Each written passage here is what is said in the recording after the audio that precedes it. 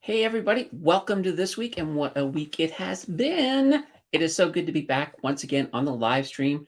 I love these Sundays. There's always a good time. And it looks like a lot of people have been chatting in the chat before we even began, and that's awesome, awesome, awesome. So we got a lot of stuff going on today. We'll talk a tiny bit about Blossom. We're going to talk a little bit about Wealth Simple. We've also got some free memberships. I give once a month. I like to give 5 free memberships. So I also don't like people to wait. So let's do that right now. Just give me 1 second here. Let's get this going. Here we go. Do-ba-do. This should be going here in just a second, guys. All right. They are incoming. They are incoming. Oh, it's always so exciting to see who's gotten one of the memberships. All right, I haven't seen them yet, but here we go. All right, Amanda W, Stan Gray, Vineet, Jordan, and Avalash. Congratulations, you guys. You guys have won this month for the 5 free channel memberships. Channel memberships are awesome. You get to see the trades I'm doing in the middle of the week, all of that fun stuff. And plus you get that exclusive channel member live stream every month that you guys get to vote and tell me what it is I'm doing. Speaking of that, that's coming up, I think, next week. So I'm going to drop some votes this week, or some votes. I'm going to drop a topic so you guys can tell me what we're voting on so we can get that all finalized before next week. So that's going to be great. Fantastic. Okay. Over on Blossom. Blossom is that place where you guys can go anytime you want. You can see exactly what I'm doing in my portfolio. It is a social media app for, well, investors. So it is absolutely pretty darn cool. I will drop a link. Let me do that right now. All right, here's a link there for Blossom. So if you're not yet signed up on Blossom, what the banana bread are you waiting for? Do it. It's free. And even if you don't have to hook up your portfolio if you don't want others to see it. So if that's what's holding you back, no worries. Just come on over. You can communicate, talk, track me down, follow me. I'll follow you right back. And then, we can have conversations over there as well. All right. Wealth Simple. I wanted to mention Wealth Simple as well. Wealth Simple has this absolutely fantastic deal running between, I think it started maybe a couple of days ago. It's going all the way up to September 13th. So normally when you sign up to try out Wealth Simple, you sign up, you fund your account, and they give you a gift using my referral link down below. And I'm going to throw this referral link up here as well. Let me just do that really quickly. But normally they will give you up to $3,000 free. Now, honestly, most people don't get the $3,000. You got to be pretty lucky, but I have seen some people get it. So I do know what happens. Normally with that, it's usually about $5 that most people get, to be very honest. I'm not going to try to sugarcoat it. But what they're doing right now until September 13th is they've multiplied the whole thing by 4. So you can actually get, as your top payout, $12,000. So that is absolutely fantastic. So if you've been on the fence about whether or not to open a Wealth Simple account, get off the fence. Now's the time. There's the link. It's there. If you don't want to grab it here, you can grab it down below. And then that also helps support the channel, because not only do you get a metaphorical spin of their wheel, so does the channel. So maybe that can help us both out. Anyway, that's Wealth Simple until September 13th. Awesome. Okay, let's say hi to everybody who's in the chat right away. We got Jill in the house. We've got Andrew in the house, and Andrew is hoping that we all have an awesome weekend. Hopefully the same for you as well. Wayne is in the house, and he's talking about the heat. Absolutely. It's funny, August in Ontario, we did not have a day that went above 30 degrees. We're now into September, and we've got about 5 of them in a row. So it is hot. And as I kind of replied here, right now the humididex is 35, and it's going to be going up to around 40, 39, anywhere from 39 to 42 over the next 5 days. So holy banana bread. Mr. Red Taco's in the house, and he's in a colder part of the country in Alberta where they get a high of 13. Holy banana bread. That's not very, very warm at all. And Mr. Wedtackle was also saying hello to everybody. Muggsy's in the house. Hello, Muggsy. And it's Muggsy has 37, so he must be on the eastern side. Yeah, anybody on this side of the country, you're getting the warmth. Vineet's in the house, and Vineet, I think, is pretty happy that he won a free membership today. Made my day, Candace. You rock. Awesome. That's what I try to do. And we also have Sterling Silver in the house saying good day to everyone. Awesome. Now, in addition to everybody here, there's a big chunk of you guys that watch this at home. So for you guys, let me throw out a quick hello as well, because you guys make up the majority of the total views on these live streams. So, it'd be awesome if you could all join us someday. But you know what? That's fine as well. I appreciate you watching it after the fact in addition. All right. Now, we've also got a whole bunch of different news going on this week. Let's just jump into our first news story. We'll get the news out of the way quickly. Keep in mind, when we're doing the news stuff, right, you guys can comment and ask any questions, and we'll go off on tangents. You guys control where we go. The news is more or less a medium to sort of get the conversation going. All right. Our first news story is on the U.S. jobs report. So we had a release on Friday. One of the big things is non-farm payrolls as part of that release. And I kind of want to clarify what non-farm payrolls. In the States, they kind of break their jobs into your non-farm payrolls, which is about 80% of all of the workers in the U.S. And then there's the farm payrolls, but they don't count that. And the reason they don't count that is that it's just really hard to keep track of all the farmers, I guess. And it's apparently more expensive to track them. So they're just like, well, we don't really need them. The other 80% is a really good representation of the overall job market. So anyway, non-farm jobs, so non-farm payrolls, they were up. Basically, they were up to 187,000. They did estimate 170,000. So they came in a little higher than expected. That's not the best, but here's the best part. Unemployment came in at 3.8%.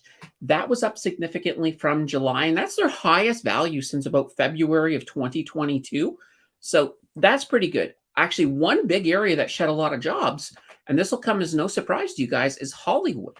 Hollywood lost 17,000 jobs amongst the whole strike that's going on there. So that's not a good situation for Hollywood. Now, what is good out of this is simply that it does look like the strong U.S. job market is starting to slow down. This is very good news for Papa Powell, of course, when it comes to they have their next rate decision on September 20th.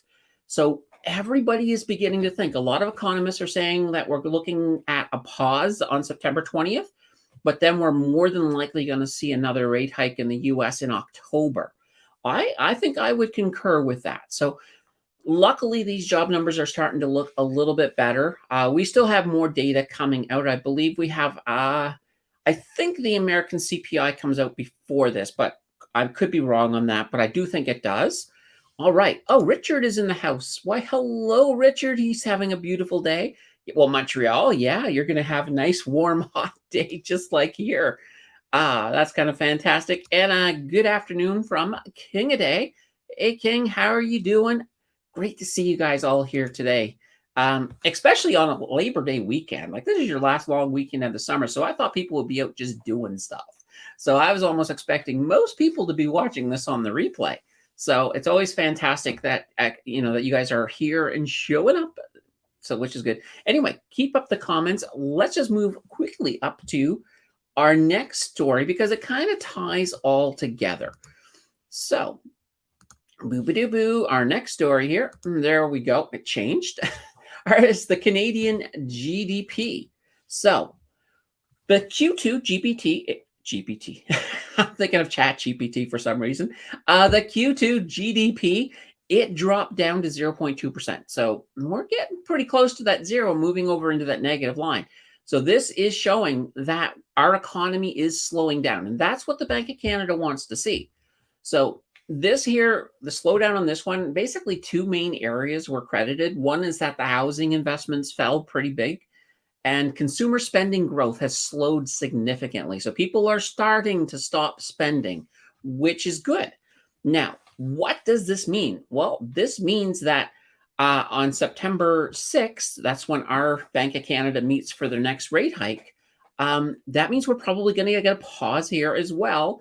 And like the US, I kind of suspect we'll get a pause. And then October, we may see a rate hike go up. So that's kind of not good. Here comes Wayne to the rescue. So yes, the US CPI is September 13th. That's actually the best day of the year, in my opinion, September 13th. I'll let you guys figure out why September 13th is such an awesome day. Throw it in the chat, and we'll see if somebody figures that out. OMRA, Omra is in the house. Afternoon, folks. Awesome. So yeah, we're looking, when it comes to inflation, it's looking like the same story happening south as well as north of the border. So this is kind of good for now, but October could definitely be rough because I know a lot of people can't afford any more interest, and it's probably going to happen, unfortunately, but be prepared for it. That's the only thing I can say is don't think that this is over. But here is the good news, and this is for both countries. Most economists think that hike that's going to come probably in October may be the last one. It may be finally the end of the cycle. And that will be really good for the market. As the market gets used to, even if we adapt, even if we don't lower the rates for a year, we'll adapt to it. And we've already seen this starting to happen. Look at this. We got Muggsy in. Is it your birthday? Yes, it is. And Sterling Silver, same thing. It was almost a tie. You guys both got it. That's awesome. Kendall says early happy birthday. Hey, throw that next week. I just happened to mention it because that date popped up. Your birthday. Yes, that will be September 13th. I was actually born on a Friday the 13th, so that's kind of funny. I could actually tell you a whole big interesting story. Not only was I born on Friday the 13th, my mom was under hypnosis when I was born. She was part of a trial project to see if they could use hypnosis to alleviate labor pains. So it worked. She was cracking jokes as I was being born. So my unusual birth. We'll leave it at that. Hey, and Bleak is in the house. Hey, Bleak, it is so good to see you today. All right, let's move on to that next news story, just as we're sort of getting these out. These are kind of all tied together, I think. Deep in mortgage debt. So we're in a situation right now where, according to some of the banks, so TD, BMO, and CIBC, they have basically said that 20% of their residential mortgage borrowers have seen their balances grow. In other words, they're using a lot of amortization to push out those payments, and they're not even paying off the interest. So they're paying less than the interest, so the balance is going up. So they're basically creating a bigger and bigger hole. Now, there are some mortgages that people have used amortization to actually stretch it out to 90 years. 90 years, that's insane. It should not take 90 years to pay off your house. That's for sure.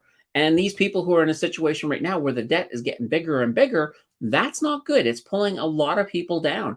Now, RBC said that 43% of their residential mortgages right now have an amortization period longer than 25 years. And that was as of July. And it's once we get to that point where all of these nice pandemic rates have to be renewed, I see I'll call it a crap storm coming towards the financial market. So that's going to be interesting. Now, the banks have been, of course, setting aside more money for the defaults. Now, and all banks are doing this because they have to. The Canadian banking regulators have basically said, no, this is what's coming. You guys need to be ready. So hopefully they are definitely going to be ready.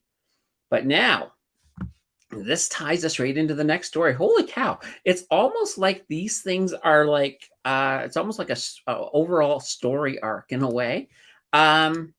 Let's go back to the Canadian Bank scorecard. So we did this last week because we had a couple of earning reports. So I'm not going to break it down the way I did last week. We're just going to break it into two categories. We have a category of winners and we have a category of losers. Let's talk about the losers first. So we had TD, which we talked about last week. So they missed expectations. Although they only missed it on their earnings per share. They did beat their revenue, but it still wasn't enough, and they fell 3.5%. So that puts them in the loser category. BMO, they completely missed their expectations. They fell 2.7%. CIBC, they missed expectations. They fell 2.6%. So they're down there as well. National Bank, they missed their expectations, and they fell a whopping 4% as a result. Now, here's a kind of an interesting one. There were two smaller banks that also reported as well. So Laurentian Bank, they actually beat their expectations, but they still fell 2.2%. And that's simply because their expectations weren't great. And they may have beat those, but they still had a much smaller revenue than they had last year at this time. So that brought them down. So we do have some winners. We have three winners, two from the top six and one small bank. So the winners, of course, RBC, they beat their expectations and they rose 1.6%. The other was Bank of Nova Scotia, so Scotiabank. They missed expectations, but they still rose by 3%. They didn't miss by much, though. Like with EPS, they missed by about a penny. Just to put things into perspective, they did better than people were expecting them to do. So that's perfect. Now, here's the big winner. The big winner in the banks was one of the small ones. CWB, Canadian Western Bank, they beat expectations and they rose 9%. So that's absolutely kind of fantastic. And I know I did a deep dive on CWB a long time ago.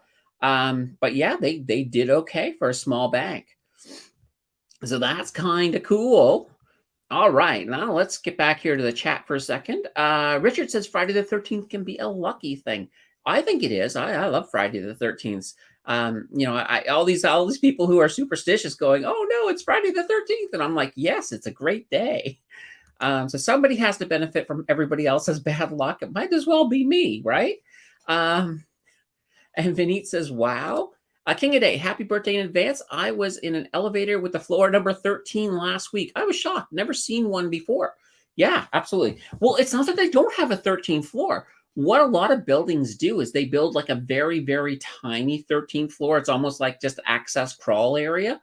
And then it's not actually labeled. So that way there it goes from 12 to 14. But the 13th is there. You just can't access it via the elevator. And it's more or less just for, I imagine, wires, pipes, internets, you name it, all of that fun stuff. Wayne says it's becoming obvious that mortgages will never be paid off. It will become interest-only debt.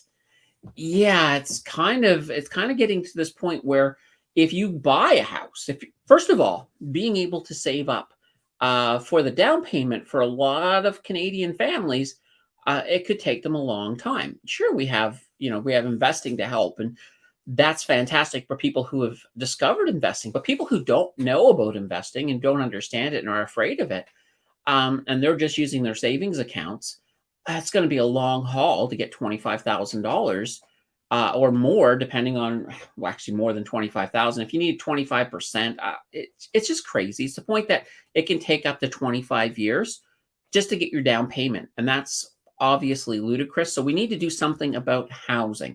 And it's kind of interesting. This housing crisis actually ties into the next story. I love it. We're getting these stories out of the way nice and fast. So the missing million. Holy banana bread. When I heard about this, I was like, holy cow. How can you miss 1 million people?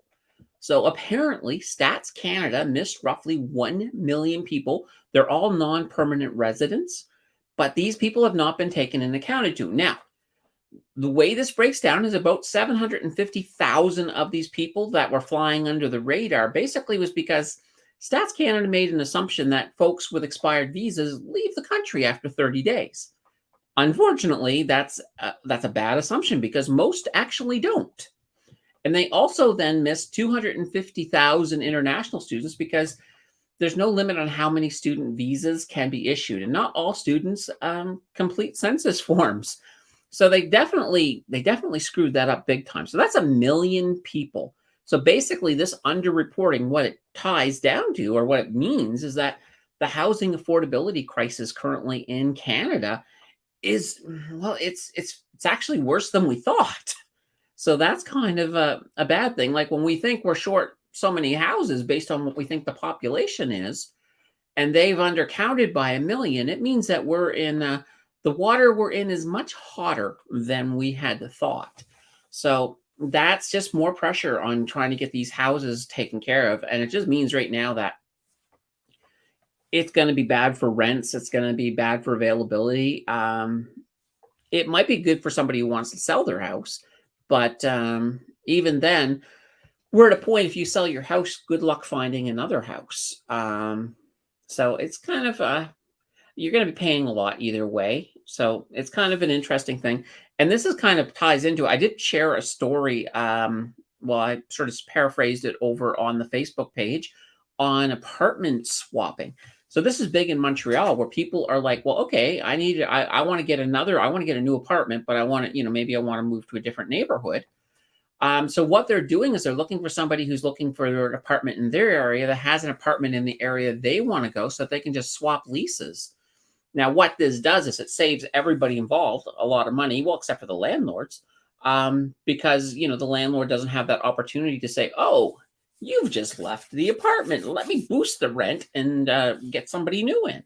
So in this case here, it's a way for the two of you to basically get an apartment without having to deal with the elevated prices that a landlord will throw onto it. Now, landlords are obviously not happy about that. So that kind of makes sense. It's kind of like, we're not going to make that much money here because of this. And I wouldn't be surprised if we start to see, as this becomes more and more popular, I wouldn't be surprised if we start seeing landlords challenging it and trying to lobby for laws against it. But right now, in some provinces, it's legal. There are some provinces where it's not. So, you have to kind of, I know Montreal is where the story came out of, so it's definitely legal in Quebec.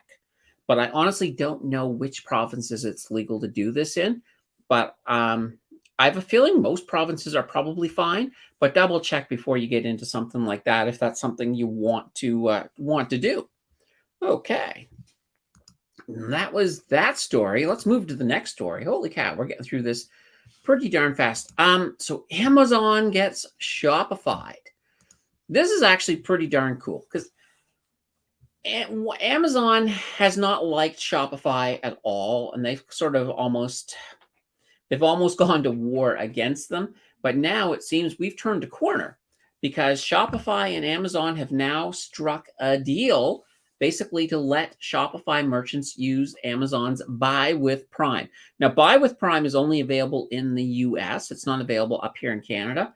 But what it does is it offers Prime perks like free shipping and next day delivery that people can put on their website. So that it's not even an Amazon site, but it can use that ability. So they're allowing that to get integrated in with Shopify. This is a big thing because Buy with Prime was initially Amazon's answer to Shopify, and it did hurt Shopify. Now, Shopify, on the news of this, Shopify shares went up 10.69%. So if you're holding Shopify, congratulations, you had a good week with those shares going up.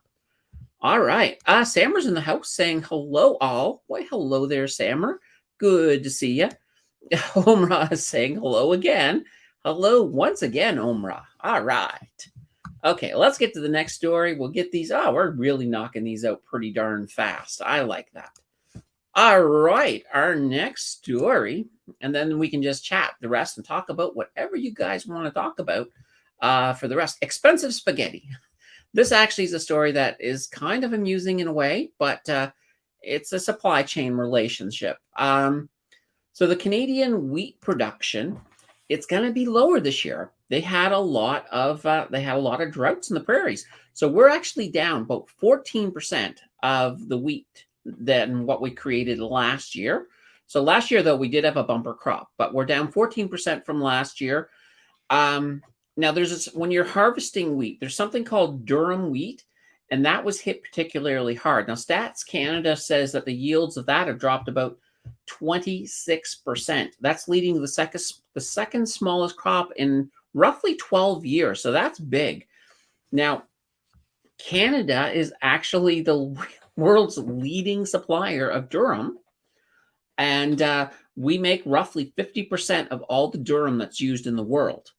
And now, what, of course, is durum used for? Well, if you look at the title, expensive spaghetti, yep, durum is used for making pasta.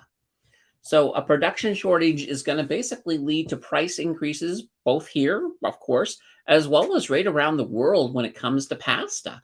So this is not a good thing. Now, pasta is already up 17.1% this year. And July alone, pasta rose 10.1%. Now, here's a funny little story. Italy actually had they've been having pasta well, I don't want to say emergency pasta meetings, but they've been having meetings about pasta because pasta is becoming a big issue there. They're worried about rising inflation on pasta, and there have been Italian consumer groups asking for a pasta strike, so to show that they're displeased over these price increases. And I suppose pasta is big in Italy, so they're a little worried over there. Kind of reminds me of that Bare Naked Lady song, If I Had $1,000,000, because that song was like, I'd buy Kraft dinner, but now you might need $1,000,000 to buy Kraft dinner the way it's going. So that's kind of the pasta thing. Larry's in the house. Larry says howdy. And we got Enid coming in. Good afternoon, Enid. What did you think about NA and BNS reports? One of the interesting things I think about National Bank was part of the losses that they were looking at is that they just weren't making a lot on their brokerage side. So I think they certainly need room to improve there. BNS, I like that they came in close, but there's certainly issues there. And I think I feel like I want to do, I know after the last time we had all of the quarterly reports on the banks. I did a video sort of breaking it all down. I'm thinking I might want to do that again. So look for that. I haven't got it scheduled yet, but it probably would be next week if I get that pulled together. And we can then take a look and we'll tear apart everything that's going on there. Oh, look at this. Time to look for specials on pasta at Super C. Yeah, grab your pasta now, right? Start sort of stocking up on it, almost like imagine the pandemic and toilet paper. We're going to do the same thing with pasta. Get it while it's cheap. And Pat's in the house. Hi, Candace. Hello, Pat. It's good to see you. The prices are going to be pasta on to us. I see what you did there, Mr. Taco, and I approve. That was awesome. Chad's in the house saying, hello, all. And Jersky Beef is in the house. Wheat production is down, and wheat prices are going down currently as well. That's not too bad. Well, let's hope that wheat continues to go down. But they are predicting pasta, at least the durum part of the wheat, to definitely be going up. So I'm hoping. I'd love to see them. Every so often, economists get everything completely wrong. So I just hope that happens. And Omra says, just go keto. There we go. Everybody, go keto, and you don't have to worry about the price of pasta, which is fantastic. Or there's lots of alternatives, instead of pasta, have beans. Just one thought, I guess. All right. And we got one final story. Let me pull this up here. There we go.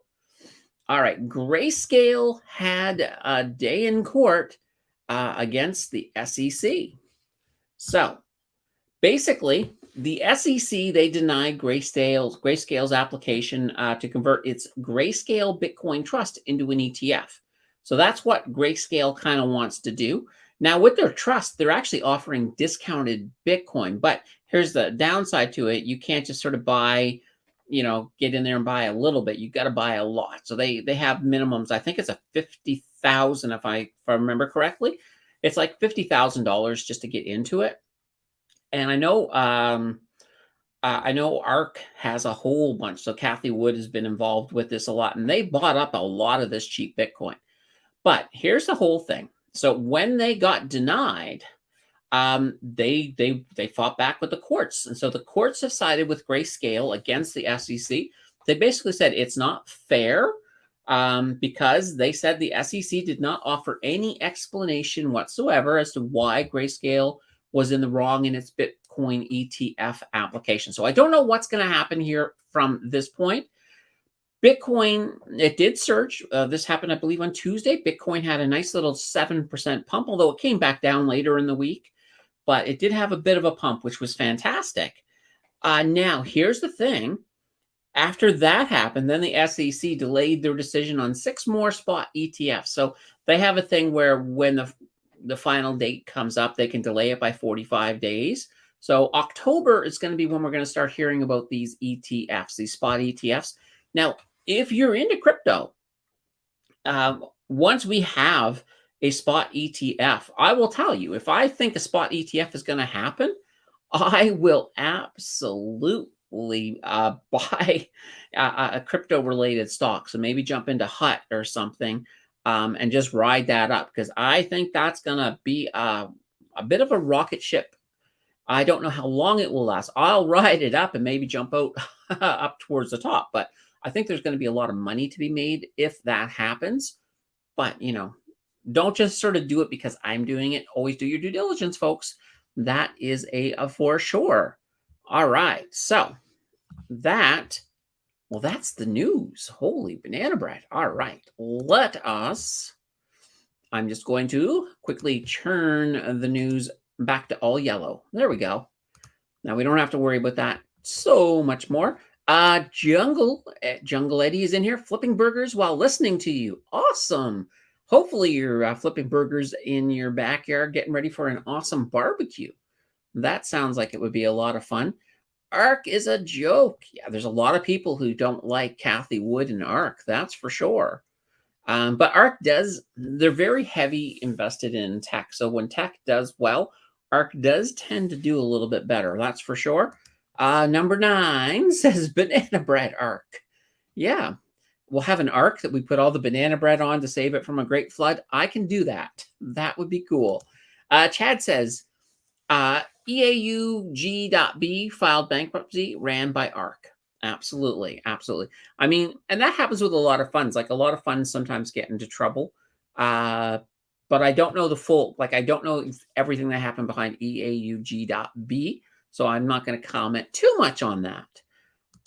Let's see. SEC can delay the final answer 4 times. The deadline will be March 24th. And that is true. That is true. They do have that option to keep on delaying it. And they probably will. I wouldn't be surprised if they just keep pushing it out. But at some point, they have to realize that it's inevitable that, because now with this ruling against the SEC, they kind of know they have to give valid reasoning. And they've already, like with the Ark one, for example, they've already said that Ark addressed every concern that they had, and then they delayed it. So it's hard for you to say, oh yeah, you've addressed all of our concerns, and then say, yeah, we're just gonna cut it. So we'll have to see. Zach says hi, Candace and everyone. 9 asks, all right, there we go. Are you into crypto currently? Currently, no. Other than on my swing trading account, I have been dipping in and out of HUD a little bit, just so I can play that up a little bit as crypto does a few of its things. Because while crypto gets volatile, there's an opportunity to make a little bit of money there. So I have been playing that a little bit. But I used to, at one point, I used to be a lot more into crypto, but I am mostly stocks. I'm all about the stocks, but I do like some of the crypto adjacent stocks. So I look at that way. Let's see. Chad says BTC ETH and Tim and Nancy Danter are in the house. One of them or 2 of them or both of them. Who knows? Happy Sunday, folks. That sounds like a Tim Danter word, actually. I don't think I've ever heard Nancy use the word folks. Vic says nothing spicier than VinFast. And we've also got the friggin' Oracle in the house. Hello, friggin' Oracle. It is good to see you. All right. So, no, here we go. We keep coming. And Vic wants to know if there's any updates on rye. Well, apparently you can have ham on rye, or anyway, that's just my attempt at a bad joke. Sammer says, "Who is selling BTC now is crazy." And yeah, I mean, Bitcoin is low right now. It is going to go back up. It's one of these things that there's still a lot of fear mongering out there. I don't think it's a bad investment. It's just one of these things that you want to sort of pay attention to it. And when you have something as explosive as what Bitcoin has been in the past, you can be, yeah, you can definitely make a good amount of money. So, but you always want to be careful with everything that you're looking at. Always be doing due diligence, of course. And ever sell BTC hood for life. Awesome. Wayne says, be careful with HUT. Got out of my short last week. Looks like another leg down is developing. Yeah, I kind of pulled out a short recently, so I don't have anything sitting in there right now. But early in the week, last week, Monday and Tuesday, they were doing okay. So I did play a little bit on Monday and Tuesday. And then after Bitcoin did its little bump on Tuesday, I moved out. Let's see. Rye is good, working hard. Still looking to get back to Alberta. Okay, there we go. And the friggin' Oracle probably has the most plug into Rye than anybody else. So there we go. There is your update. Crypto isn't what it once was. No, crypto is, I look at it this way. Crypto went through its infancy, and then it went through all of its growing pains. And then there was the pandemic crypto, which was exciting and full of promise, and everybody thought everything was going to the moon, and people were making tons of money. And well, those who stuck around too long lost tons of money at the same time. So crypto is not always for the faint of heart. If you're like a long-term investor and you just you don't like taking a lot of chances, and you've got a pretty conservative profile, Bitcoin is probably not that bad, or even Ethereum. But you don't want to over diversify. You don't want to throw all of your eggs in that one basket. And I've known people who did that. I know some people who basically decided, oh, I'm selling all my stocks because I can make so much more in crypto, and they did that, and then all of the big crash, and yikes. Some of those people are no longer investors because that kind of threw them completely off of investing. And crashes are normal. And here's the thing. So crashes are normal in everything, whether it be crypto, stocks. But what you want to do with your portfolio is you want to design a portfolio that can withstand crashes.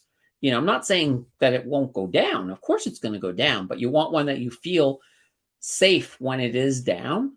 And you want to also pay attention. And I think one of the things that most people missed with some of the all-time highs in crypto is they missed the fact that a lot of that money was coming from, well, pandemic supports. They were pumping and inflating, and they inflated stocks too. So, this is not just a crypto thing, but they inflated the market big time. Crypto really, you could really see it. And then when it fell, a situation where that money's gone. So the supports are gone. Interest rates are high. People had to use that money just to survive. So as a result, that's the reason that we're not going to just jump right back up to, $60,000 Bitcoin. But it is on that trajectory of, if you kind of ignore that entire lump and just sort of draw a line, it's not that far off of the trajectory of where it should be. So it's actually not that bad. So anyway, let me get back here. I'm running out of space. All right.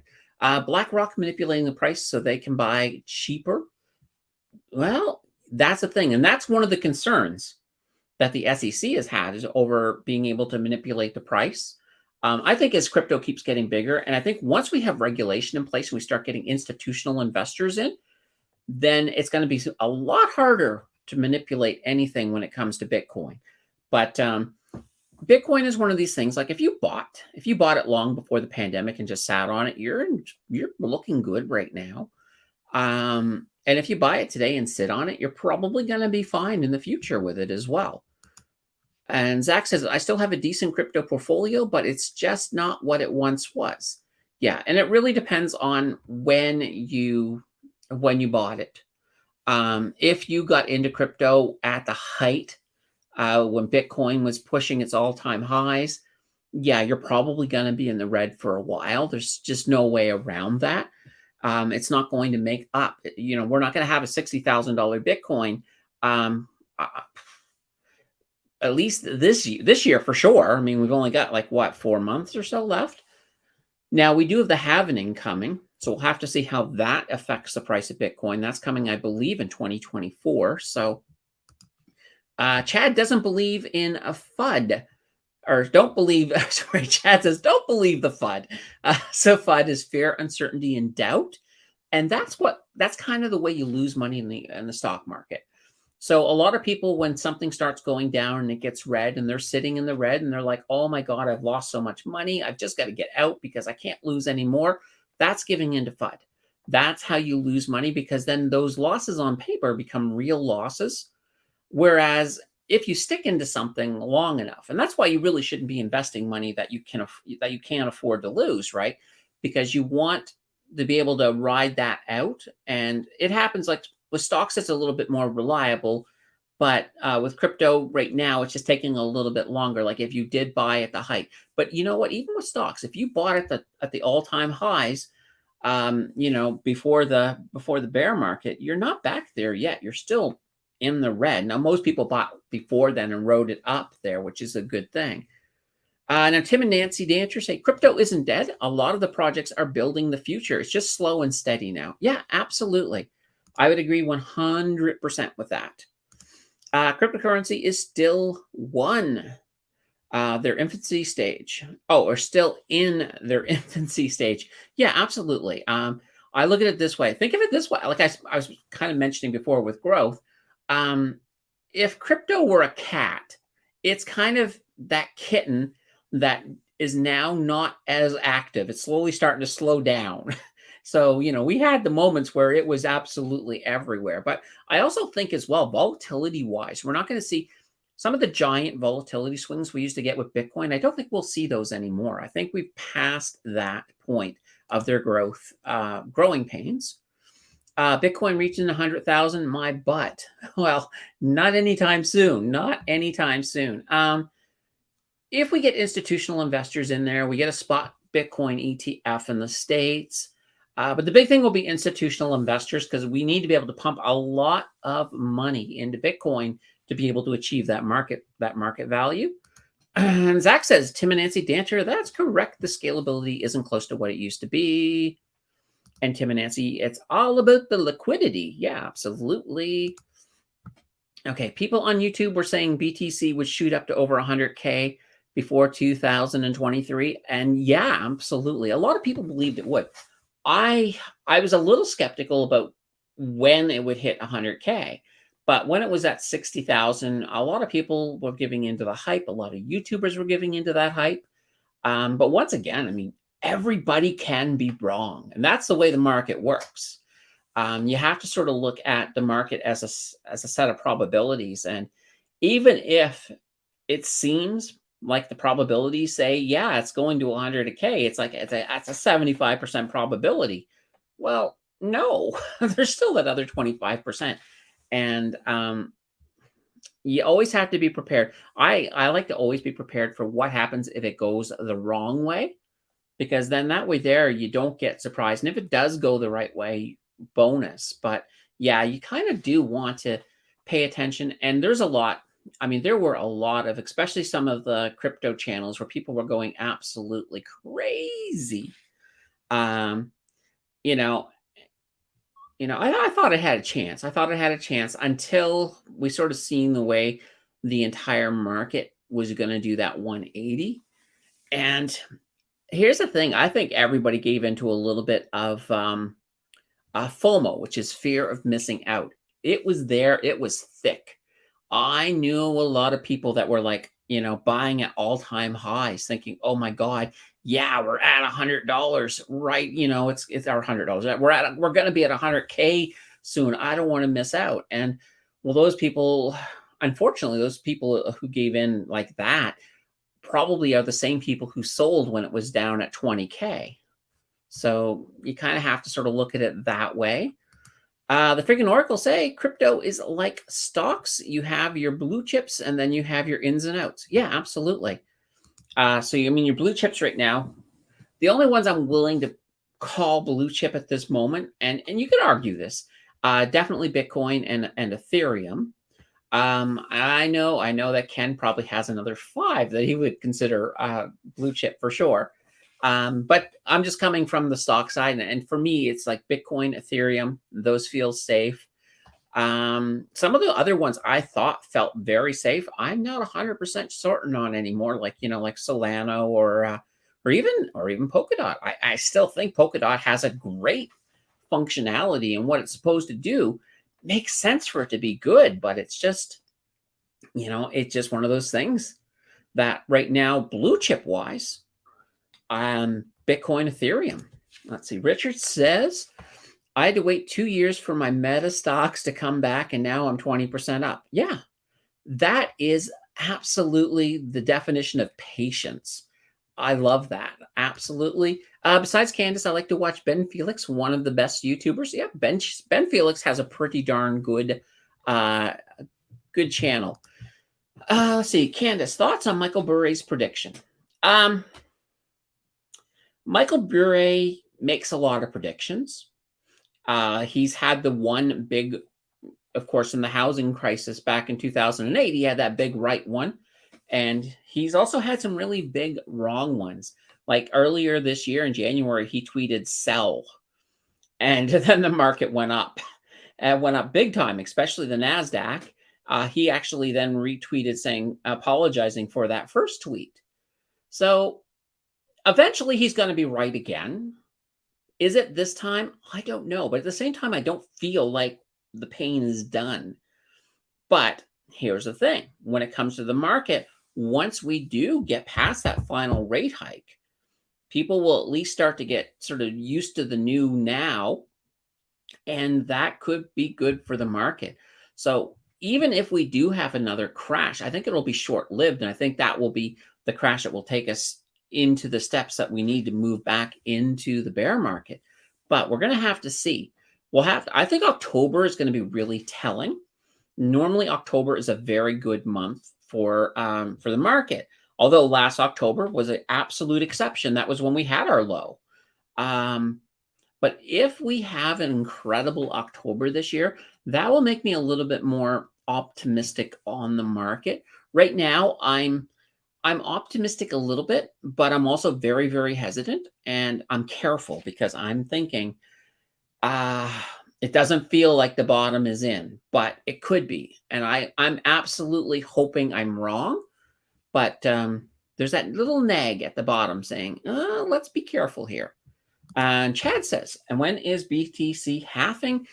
It jumps again, less than 2 million left in circulation. Yeah, BTC, I don't know the exact date. I believe it's in the spring, but somebody who knows when the halving date is, I know it's 2024. Something makes me think spring, but I mean, I could be absolutely off on that. Let's see, Zach says, believe it already happened. No, did not happen yet. There we go. Chad says 2024 April. There we go. I thought it was the spring. I just didn't know the exact date. So Zach says, keep in mind, approximately 25% of BTC is lost forever. Yeah, absolutely. I mean, there was that guy who had a whole bunch of BTC on his computer that accidentally ended up in a landfill, and he's been trying to get permission to try to dig it up. But I mean, let's face it, that is probably gone forever. So there's a lot of BTC that's gone forever. Yeah, absolutely. Zach is saying thank you. See, crashes also happen in relationships. Yeah, absolutely. Then the price will jump. Yeah, the price should jump with the halving. Absolutely. Let's see here. Zach says, yes. Is it true, Zach? Within a week or so of the halving. So Trudeau and Sophie crashed. Oh dear. Yeah, they had something happen there. Zach says the issue with crypto is that decentralization brings greed. I make decent passive from staking, but in DeFi, the validators just sell off. That makes sense. I do not dispute that. I think you're right with that. Zach, it would be great to have you and the friggin' Oracle have a good conversation. Um, he has a show on Friday night some night, Zach. You should drop in and maybe jump on his stream and just debate him on crypto. That would be I would want to watch that. That'd be fun. Sammer says gold went up 350% when the first gold ETF was approved. Think what would happen with BTC? Yeah. Um, yeah, so like we do have spot Bitcoin ETFs right now, like in Canada, and I think Australia has one, and I believe Europe just approved their first one. So it's a matter of time, but yeah, we're going to see a big jump. I think once that does happen. Now here's a funny thing: if the SEC does keep stalling it out until March, imagine this: we have the spot Bitcoin ETF approved in March, and then we have the halvening. Holy banana bread. That could be a perfect storm. Let's see. And Chad is still in the green. Awesome. Awesome. Zach says Cosmos ecosystem is a prime example. And Zach loves silver. Absolutely. Silver is nice. I'm more of a gold. I'm more like gold, but silver is interesting. Let's see. Decentralized cannot be manipulated. All right. Let's see here. Let's pull this up. If not, I'm in the top 10 with nothing to do with shark coins. I don't even know what a shark coin is, but that's awesome. Just because it's inside top 10 doesn't mean it sucks. Cardino was a great project. They solved it. Wow, this is turning into a crypto chat today. Let's see here. I'm glad I got into crypto in 2016. That was probably a really good, like, if you've been investing in Bitcoin in 2016, then you're definitely in the green. Let's see. BTC is king. The rest is trash. Scam. Well, I wouldn't go quite that far, but BTC is definitely king for sure. All right. And Zach thinks that Cardano is pretty blue chip. It could be. And here's a funny thing. As long as nobody wants to let Doge go, it's not blue chip, but I'll tell you, it certainly has some staying power. Let's see. Chad says BTC started the game. Need 51% computers of the world to hack it. Yeah. It's very hard to hack it or make changes because of the way it works to update that blockchain. Let's see here. It is a short-term crash. Let's ride the wave. All right. All right. I'm just going to pass those. April 2024. Yeah. Let's see. I heard Ledger cold wallets might not be as safe. I could be wrong. I heard they had some problems. I think they've addressed those, but I would certainly want to do a little more research before jumping in, only because I haven't heard the full results of that. But I know that there was an issue a while back. And yeah, exactly. Because of an update that they did. Now, Chad likes the Ngrave. Now, I've never tried Ngrave, but that might be something worth looking into as well. Yeah, BTCY is a great fund that pays monthly. And here's the thing about BTCY. It's one of the purpose ones. It's a high yield. They do use covered calls on it to enhance the income. The problem is they released that when Bitcoin was at its high. So then you had the giant Bitcoin crash, and it, of course, tanked the price of BTCY. So when you look at it, and you look at its history, and you see how bad it's dropped, now it's been slowly making that back up as Bitcoin has been recovering. But, it's not a bad fund. It's not a bad fund at all.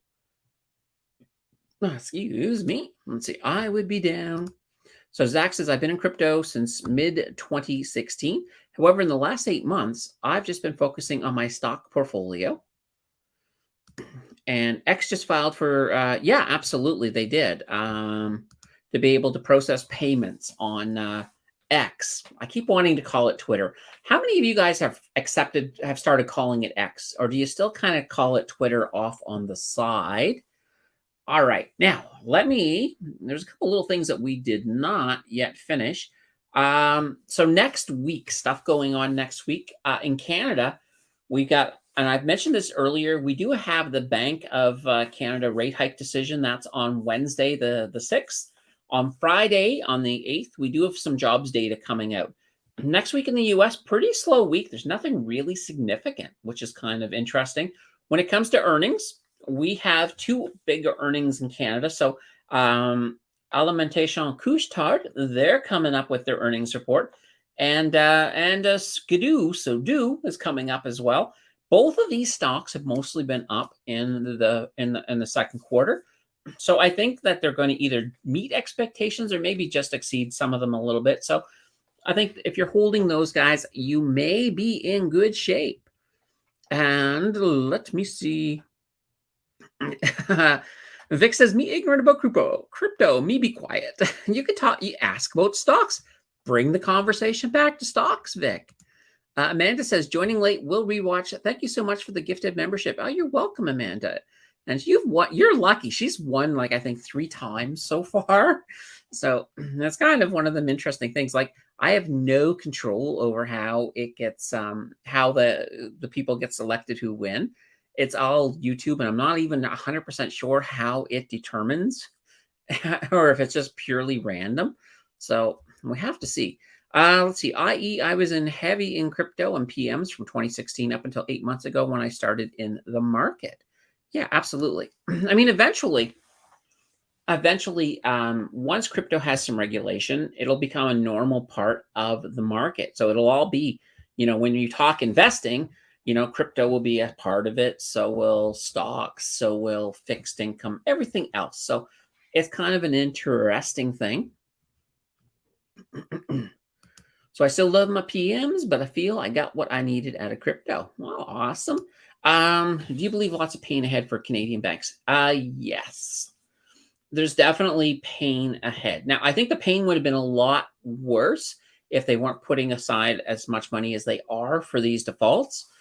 But we're at a point, too, that I think the banks kind of get they see the big picture, and they see the big picture that they don't want to be foreclosing on all of these mortgages. That's one of the reasons why they're doing some of these crazy amortizations, is just so that way their people can stay in their homes, and they'll deal, everybody will deal with the debt later. But somewhere down the road, it all has to come to a head in some amount. So I think the banking sector, yeah, there's going to definitely be a bit more pain.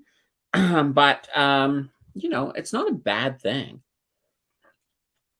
Because right now, we're at a point where you can get in and get some pretty good yields on some of these bank stocks. So there's nothing wrong with that at all. King of Day says, you tweet with Twitter. What do you do verb with X? I don't know. I honestly don't know what you call it. I still call it I tweeted, but I X'd. Maybe, I don't know. Maybe somebody could come up with an O, and then you can ode, and then if you X'd and O'd the right way, you can get tic-tac-toe. I don't know.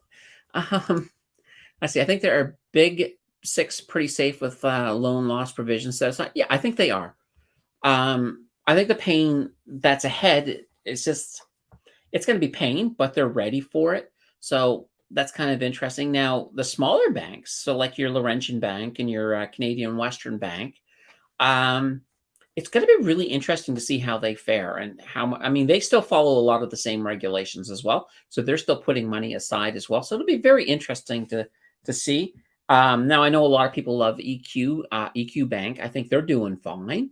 They're not in that situation. I think that's going to hurt them that much because they don't have they don't have a lot of mortgages like a lot of these other banks do. Let's see. I try to encourage and like all your videos. Maybe that's the trick. So everyone like the post. Yeah, that's it. That's it. Everybody hit that like button on everything, because then if you do that, the algorithm that's probably what it is. The algorithm says, oh, here's somebody who engages a lot. Let's throw the win her way. So that might be exactly what it is. Vic says, Google is Alphabet, Facebook is Meta, and now Twitter is X.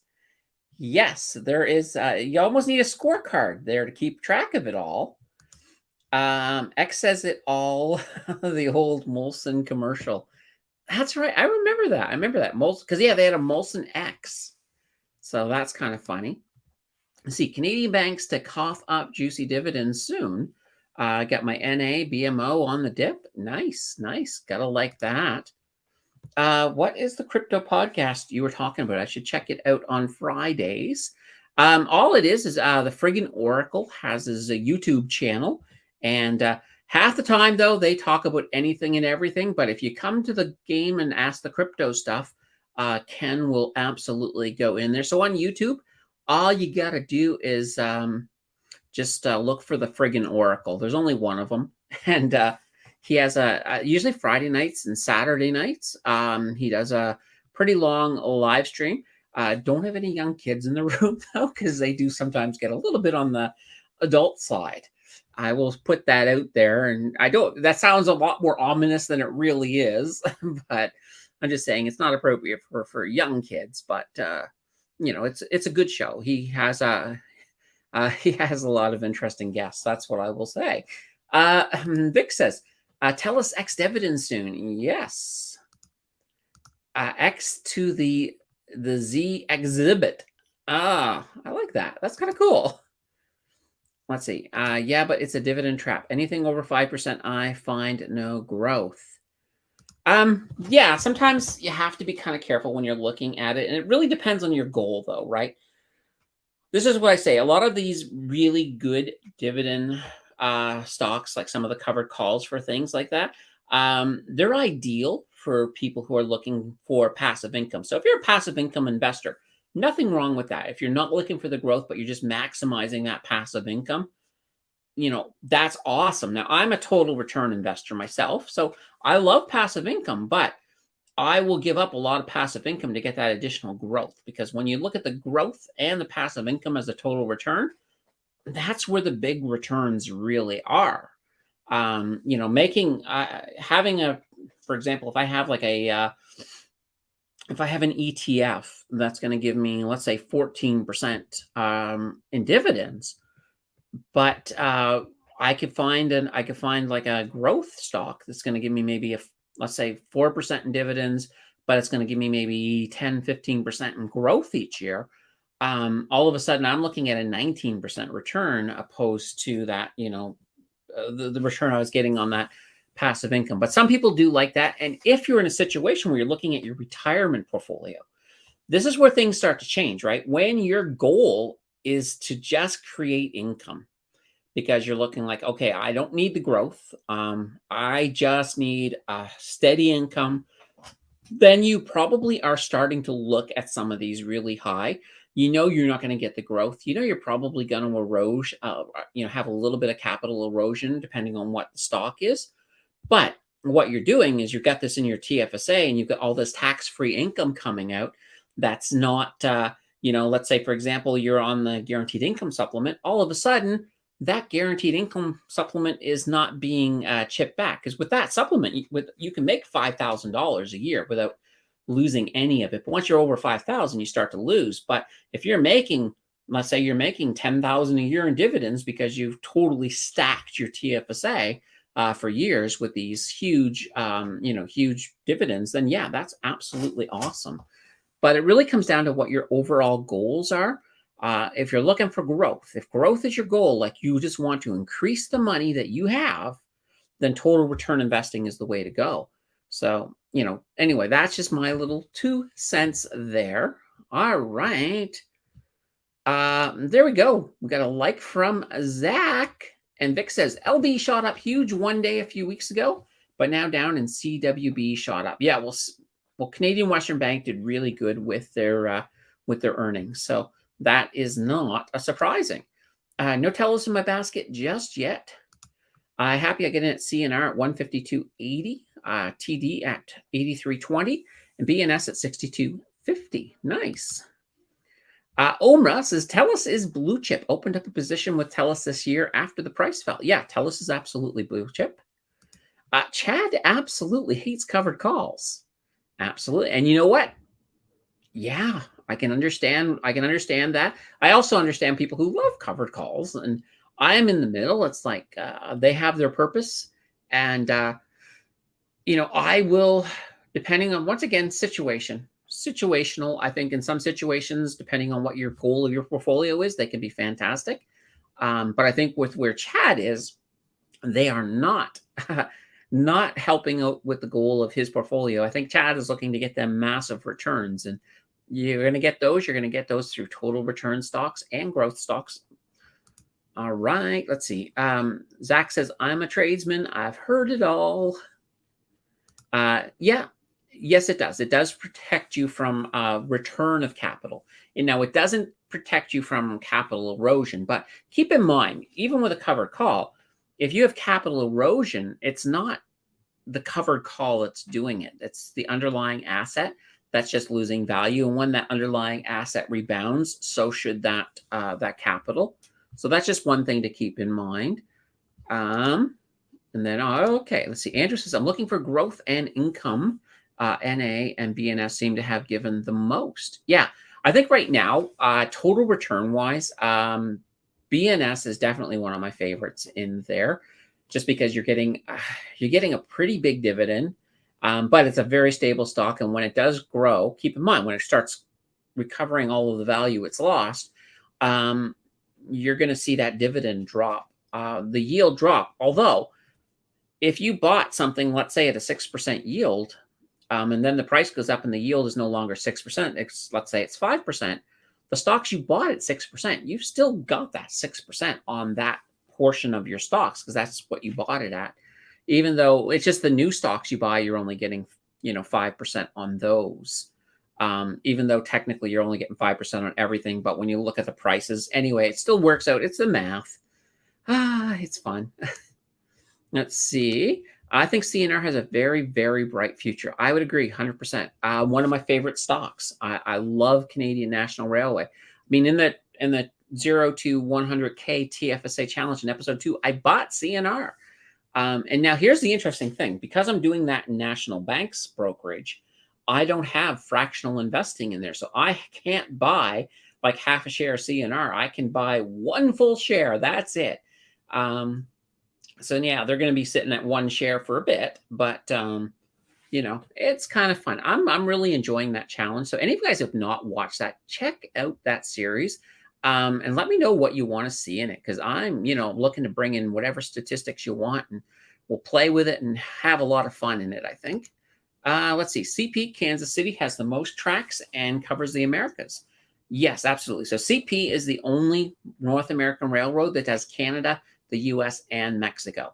Now, you can also argue with CNR, they're really the only one that has access to a lot of the resource hubs in the Canadian North, and they do make it all the way to the Gulf of Mexico, but that's as far as they go. But yeah, I think CP is another fantastic railway. So Canadian Pacific, Kansas Southern. That's a really, really good railroad. I think it's worth investing in. Will it beat CNR? I don't think it will, but I think it will gain on them quite a bit.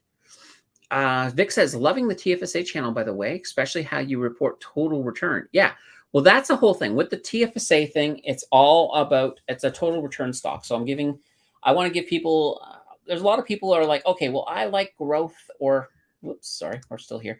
I like growth or I like passive income, but I'm trying to show people that total return in the middle. So, we're doing, it's doing well, and I can't wait. I mean, it's one of those things that's like every time I made a,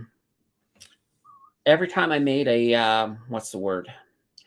Oh, I was looking at the next column ahead and thinking, every time I finish an episode, I finish my buys, I'm like, dear God, I just want to drop in another 400 and do next month's.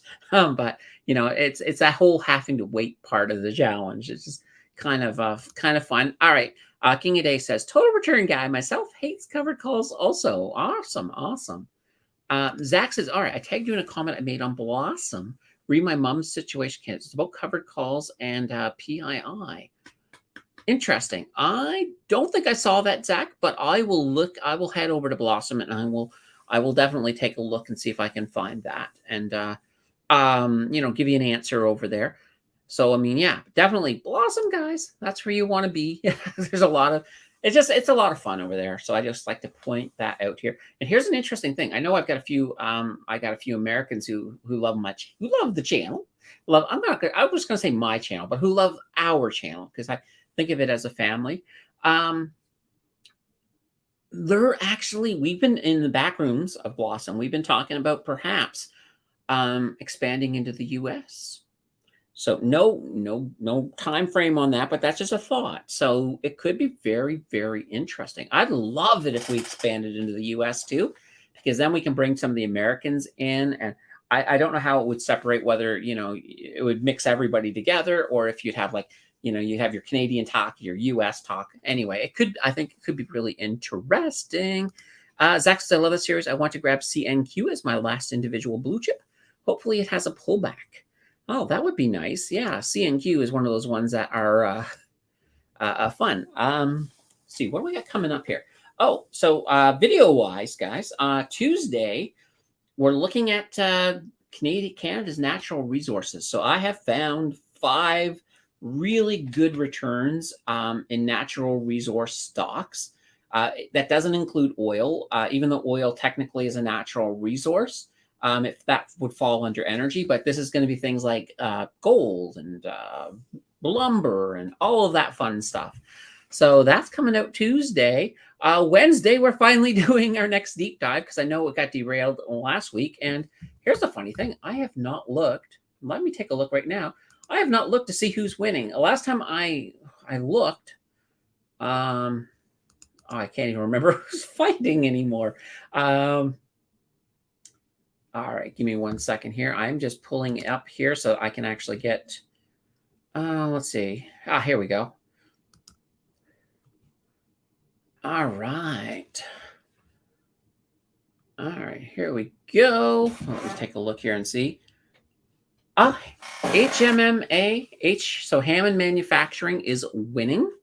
So they have a good amount. They have a good lead right now. So they're looking to be the one that wins. I'll call it probably Tuesday. So on Tuesday, I will let you guys know that they won. Unless you guys, if an army of you come in and vote, you might be able to win it for somebody else.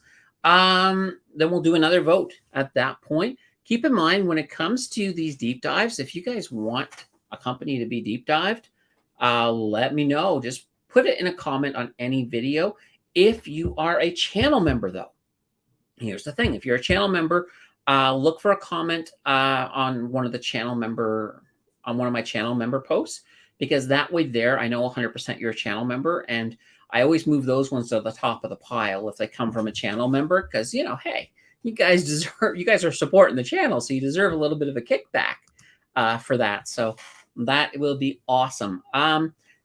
Here's something else that's coming up. So a lot of finance channels do this whole, people are like, how much do you make on YouTube? I'm actually going to do that 1 year. So that's coming up towards the end of September. I'm kind of excited about that, where I'm just going to break down exactly what I make in YouTube in my first year of monetization. So I'm just going to do that because I think it would be kind of just a fun video to come out.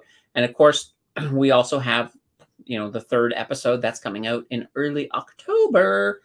And we're coming up as well in October on the 2-year anniversary of the channel.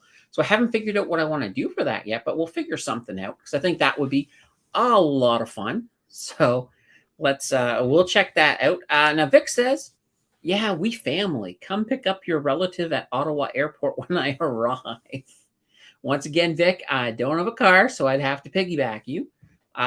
It would take us a while. We might have to have a couple little breaks, but we'll see what happens. Think the BOC hikes 25 basis? No, I think they're going to pause on this week on the 6th. But October, I definitely think you'll see a 25 in October.